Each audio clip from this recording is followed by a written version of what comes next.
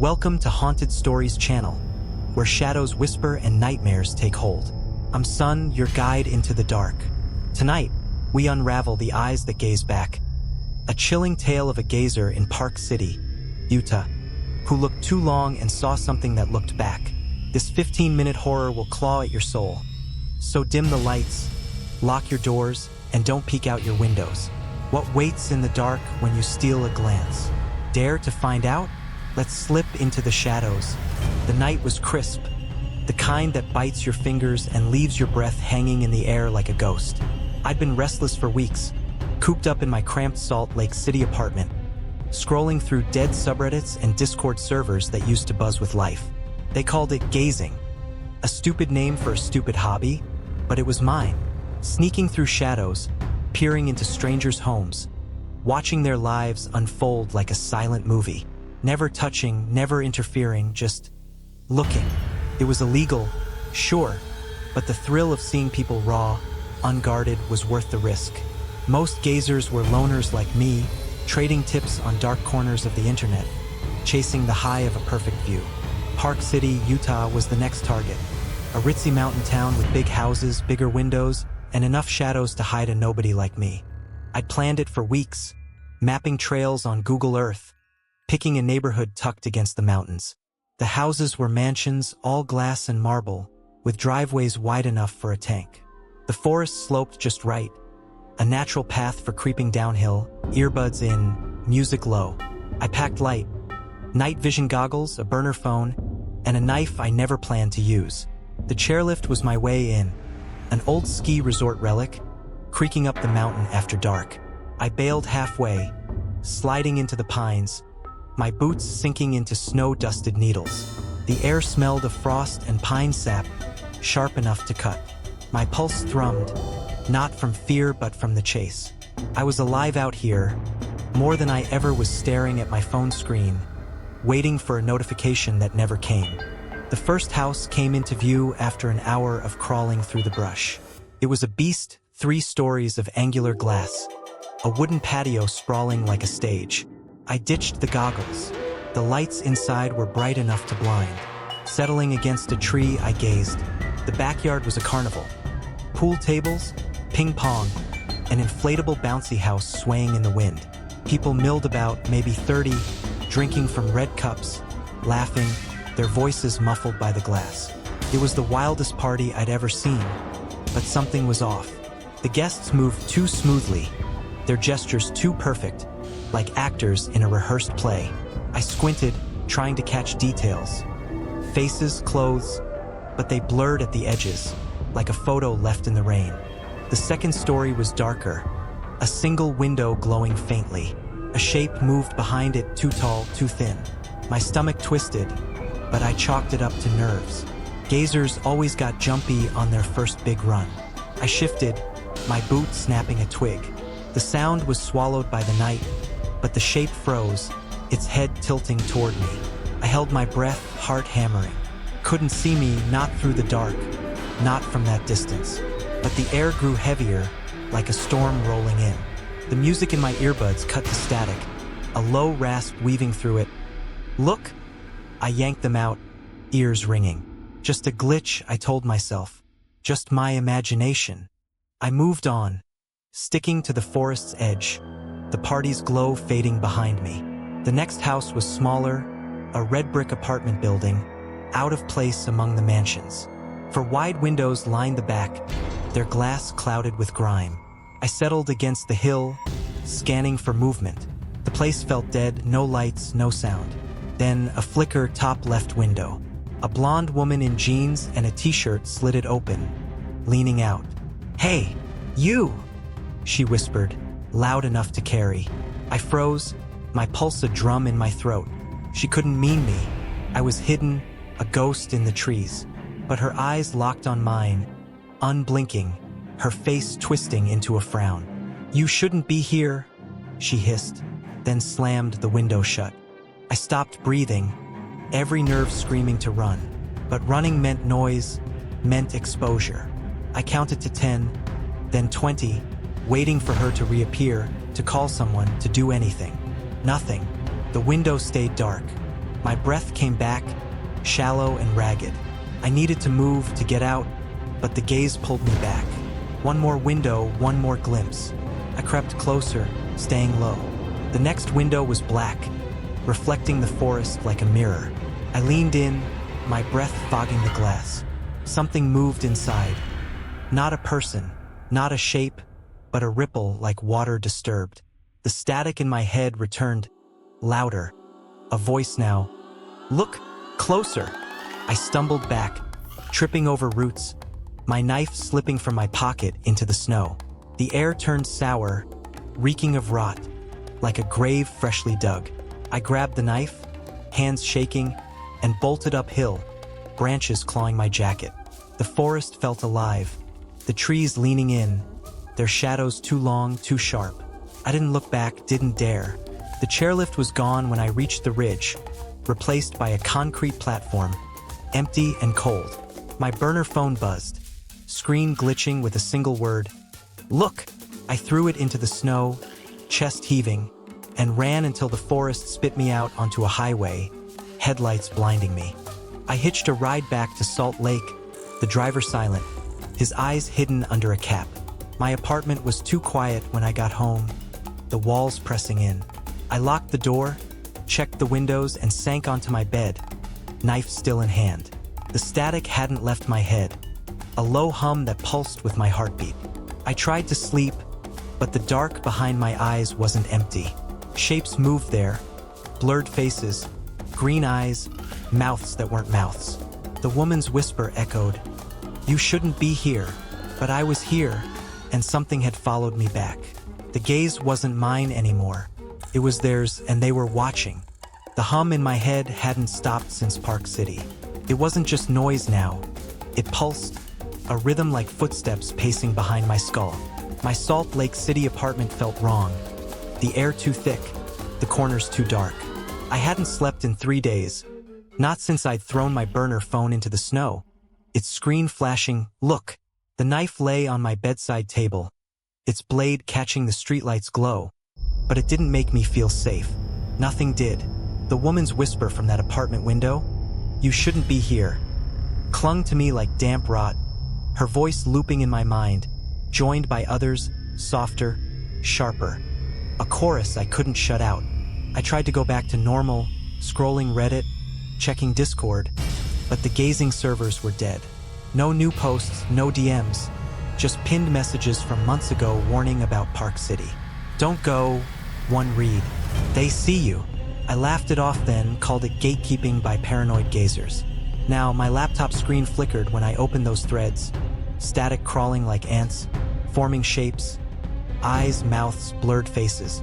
I slammed it shut, heart pounding, but the static followed. A low buzz from the TV, the microwave, my unplugged speakers. "Look," it whispered, the same rasp from the forest. I unplugged everything, yanking cords until my hands bled from frayed wires. But the sound burrowed deeper, a needle in my brain. The apartment's walls were no better. They'd always been thin, letting in the neighbors' fights, but now they creaked, a slow groan like wood bending under weight. I pressed my ear to the plaster, holding my breath. Footsteps, faint, dragging, circling the room beyond my sight. I checked the hallway, empty, the fluorescent lights buzzing, casting my shadow too long, its edges rippling. Back inside, I locked the door, wedged a chair under the knob, but the creaking didn't stop. It came from above now, the ceiling sagging slightly, as if something heavy paced the attic. I didn't have an attic. My reflection was the worst. The bathroom mirror showed a stranger, my face, but wrong. My eyes were too wide, pupils dilating like ink spills, and my skin was gray, stretched tight over cheekbones that jutted like knives. I leaned closer, breath fogging the glass, and saw it. A flicker behind me, a shape too tall, its head tilted like the figure in that Park City window. I spun, knife raised, but the room was empty. The mirror wasn't. The shape lingered, its face a smudge, eyes green and unblinking, mouth a black void. "Look," it rasped, the voice not from the room but inside my skull. I smashed the mirror, shards slicing my knuckles, blood welling black, thicker than it should be. The fragments on the floor reflected only me, but my eyes weren't mine anymore. I bandaged my hands, the gauze staining dark, and tried to focus. I needed answers, not panic. My gazing notes were scattered across the desk, maps, screenshots, forum posts. One thread mentioned Park City's history. A mining town turned ski resort, but older stories spoke of rituals in the mountains, offerings to something that wasn't God. A user named No Looker had posted about a house on the ridge, glass walls, wild parties that never ended. "Don't gaze," they wrote. "They invite you in." I remembered the party, the guests' blurred faces, their two perfect movements. Had I been invited? The thought made my stomach lurch, while rising, bitter and metallic. The kitchen light flickered, casting shadows that didn't match my own. I grabbed a flashlight, its beam trembling as I swept the room. The fridge door was ajar, though I hadn't touched it. Inside, my food was spoiled, milk curdling black, meat crawling with maggots that weren't maggots. Tiny, writhing runes pulsing like veins. I gagged, slamming the door, but the smell clung, rot and copper, the same stench from the forest. My flashlight died, plunging the room into dark. The static surged, louder, a chorus now. "Look, closer!" I backed away, tripping over a chair, and saw it. My window, fogged from the inside, a handprint smeared across the glass, too large, fingers too long. I didn't sleep that night, sitting on the floor, knife in hand, staring at the door. The creaking stopped, but the silence was worse, heavy, like a weight on my chest. I checked my phone, new, not the burner, hoping to call someone, anyone. The screen glitched, showing a photo I hadn't taken. The Park City house, its glass walls glowing, figures inside dancing, their faces blurred. I swiped, but every photo was the same, the figures closer each time, their eyes green, mouths open. The last image was my apartment, taken from inside, my silhouette in the corner, unaware. I dropped the phone, its screen cracking, the static voice laughing. "Look!" Morning didn't bring relief. The sun was dim, filtered through a haze that wasn't weather. My apartment was a cage, the walls closer, the air sour. I found scratches on the door, deep, like claws, but from the inside. My bandages were soaked, black ooze seeping through, and when I peeled them off, my knuckles were scarred with runes. Tiny, jagged, like the ones on the fridge. They pulsed, warm under my touch, and the static in my head synced with them, a rhythm that wasn't mine. I tried to leave, but the door wouldn't budge, the knob burning my palm, leaving a skull-shaped welt. The windows were sealed, glass fogged, handprints multiplying, overlapping, their fingers curling like worms. I turned to the forums, my last lifeline. The gazing servers were gone, replaced by a single thread. "You looked." No replies, no users, just a pinned image. A photo of me, crouched in the Park City forest, my face pale, eyes wide. I hadn't taken it. The static surged, the laptop screen splitting, green eyes staring back. "Look!" they rasped, and the room went dark, power cutting out. The creaking returned, louder, from every wall, the floor, the ceiling. Footsteps circled, dragging, closer, their breath cold on my neck. I gripped the knife, its blade now etched with runes, glowing faintly. The shadows weren't empty anymore. They had faces, blurred, void-mouthed, their eyes burning green. They didn't move, didn't speak, just watched, waiting. I wasn't alone in my apartment. I hadn't been since Park City. The darkness in my apartment wasn't just absence of light. It was alive, a weight that pressed against my skin, cold and slick like damp earth. The knife in my hand glowed faintly, its rune-etched blade pulsing with the static in my head, a rhythm that wasn't mine anymore. The shadows had faces now, not just smudges but shapes. Too tall, too thin, their green eyes burning through the fog that seeped from the walls. They didn't move, didn't speak, but their whispers were a tide, pulling me under. "Look, look!" I clutched the knife tighter. my knuckles scarred with runes, black ooze seeping through the bandages. I wasn't fighting them. I was fighting myself, the part that wanted to look to see what they saw. The apartment was no longer mine. The walls bled sap, black and viscous, pooling into shapes. Faces, hands, eyes that blinked when I turned away. The floor was slick with it, my boots leaving prints that weren't human. Toes too long, webbed like the footprints circling my bed. My shattered laptop hummed. Its screen cracked but alive, showing the Park City house. Glass walls glowing, figures dancing. Their mouths open, chanting my name. The static wasn't sound anymore. It was a voice, 1,000 voices, rasping. "You looked?" I smashed the screen with the knife's hilt, sparks flying. But the image lingered, burned into my eyes. The apartment groaned, ceiling sagging, walls bending inward, a tomb sealing shut. I had to go back. Park City was the answer, the only way to end this. The knife was my anchor, its runes warm under my touch, a promise of something. Freedom, death. I didn't care. I grabbed my coat, the fabric tearing as if clawed, and forced the door open, with splintering, sap oozing from the frame. The hallway was empty, but the air was wrong, thick with rot, the fluorescent lights flickering green. Footsteps echoed behind me, dragging, too close. I ran, stairs blurring, my breath a rasp that wasn't mine. The street outside was deserted, Salt Lake City swallowed by fog, streetlights dim, their glow sickly green. My car was gone, replaced by a rusted husk, its windows fogged, handprints smeared across the glass. I hitchhiked to Park City, a trucker with no face under his hood dropping me at the mountain's edge. The forest was different now, oaks twisting into shapes that weren't trees, branches like fingers, thorns dripping black sap. The chairlift was back, but it wasn't metal. It was bone, creaking as it swayed, skulls embedded in the frame. I climbed on, the seat cold, slick, whispering, "Look!" The ride was endless, the mountains stretching higher, the air sour with decay. The house came into view, its glass walls glowing, the party still raging, figures dancing, their faces blurred, mouths open. I jumped off, landing in snow that wasn't snow, ash warm, pulsing like a heartbeat. The forest path was gone, replaced by a tunnel of thorns, their tips glinting wetly. I pushed through, the knife cutting away, sap burning my skin, runes flaring on my arms, my face, my chest. The house loomed, its walls not glass but mirrors, reflecting me.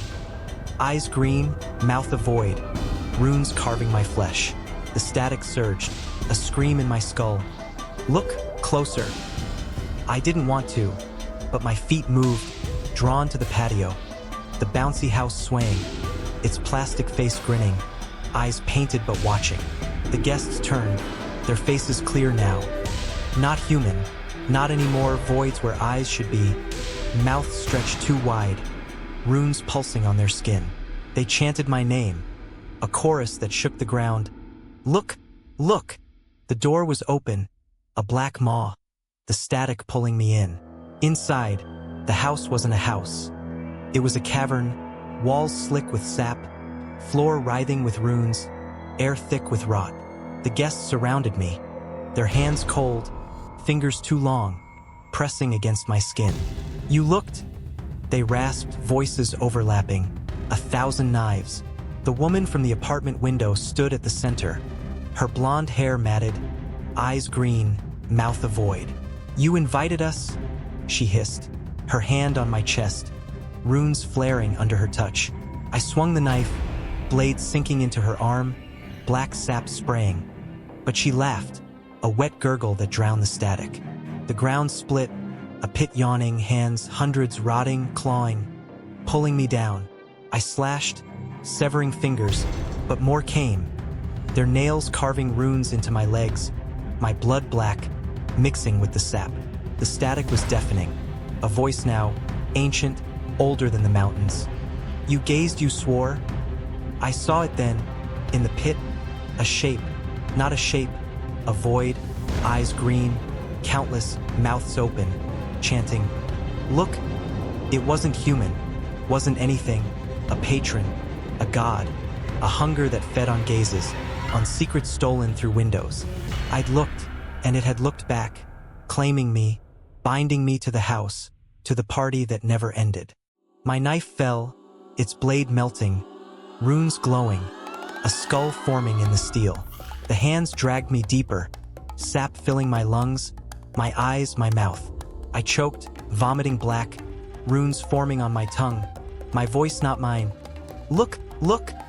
The guests closed in, their faces mine now, green eyes, void mouths, chanting my name. The pit swallowed me, the cavern collapsing, walls bleeding, runes pulsing, the static a scream that was my own. I was theirs, a gazer, a keeper, bound to the house, to the patron, forever. I woke in my apartment, dawn's light weak through the fog. The walls bled sap, footprints circled my bed, my mirror shards reflecting green eyes, a void mouth, jagged teeth. My recorder hummed, unplugged, my voice rasping, "Look, swear!" The knife was ash, the runes on my body glowing, my blood black. The shadows were here, their hands cold, their whispers mine. I wasn't alone. I'd never been alone. The house in Park City waited, its glass walls glowing, the party raging, my place among the guests. I guard the gaze, the secret, the patron, forever. What did our gazer see in Park City's shadows? Are you still safe behind your windows? Or are there eyes watching you now? The eyes that gaze back leaves us trembling. What's the patron that claims those who look? Share your fears in the comments. I read everyone. If this nightmare gripped you, smash like, subscribe to Sun's Creepypasta, and ring the bell for more terrors. Next, we dive deeper into the abyss, where gazes turn to screams. Don't look away, the dark's waiting. Thanks for joining, and I'll see you in the shadows.